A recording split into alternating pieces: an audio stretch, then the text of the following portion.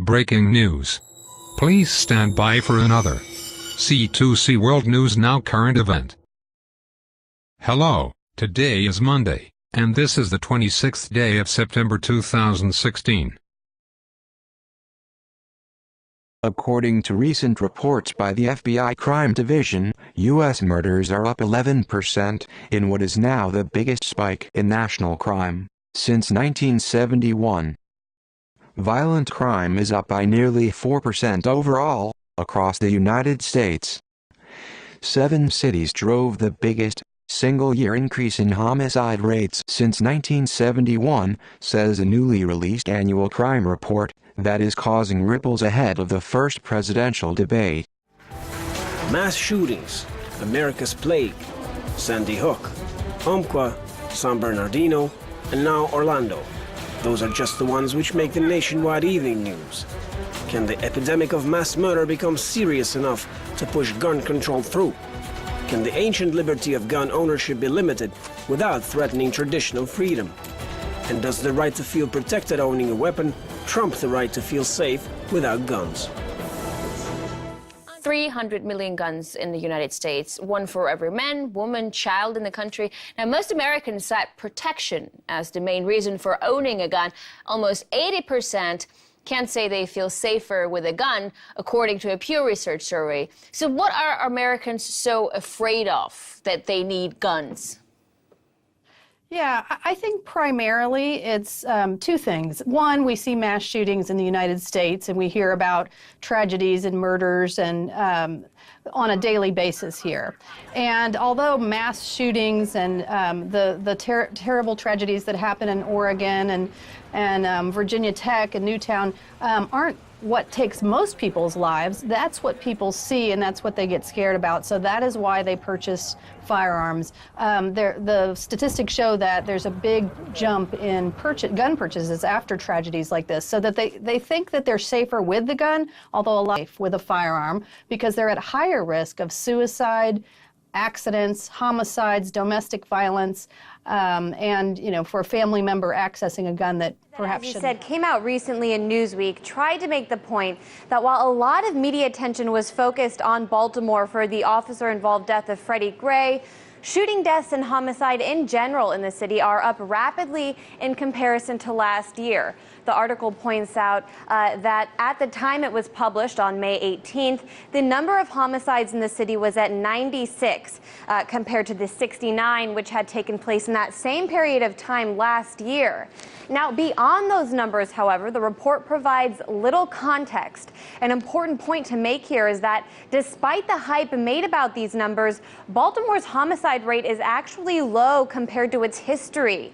In fact, the rate of violent crime has been on a downward trend, with 2011 actually seeing the lowest murder rate the city has experienced since the 1980s. And even last year's total of 235 homicides is much lower than its historic high of 353, which took place in 1993. Now, beyond that historical context, I spoke to one journalist who has covered what he calls the disproportion of crime in predominantly black areas, like Baltimore and Chicago. The National Rifle Association, the NRA, one of the most powerful U.S. lobby groups, and gun enthusiasts stress that owning a gun is a right.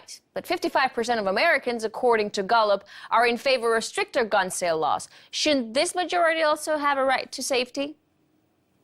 Absolutely. Yeah, I think the NRA is out of touch with most of Americans and their own members who believe in, let's say, background checks, which is the most effective tool that you can use to ensure that guns don't fall into the wrong hands. So it's unfortunate that the NRA has kind of carved out this special power and has so much influence in Washington, because I don't think it's what most of Americans want. You see in states where most of our regulation on gun laws lies in the state, at the state level, and when states put this measure to the ballot, for example, in Washington state recently, and they let voters choose, they overwhelmingly thought that background checks were the right thing for every gun sale in the state. So when you let the voters decide, then oftentimes the reason and the sensible gun laws prevail. Unfortunately, not all states can put those measures on a ballot like that. So since the issue of owning a gun often adds up to feeling safe, what is more potent, the right to feel safe owning a gun or the right to feel safe knowing that people are limited in their ability to buy guns? I think that they're both a valid right.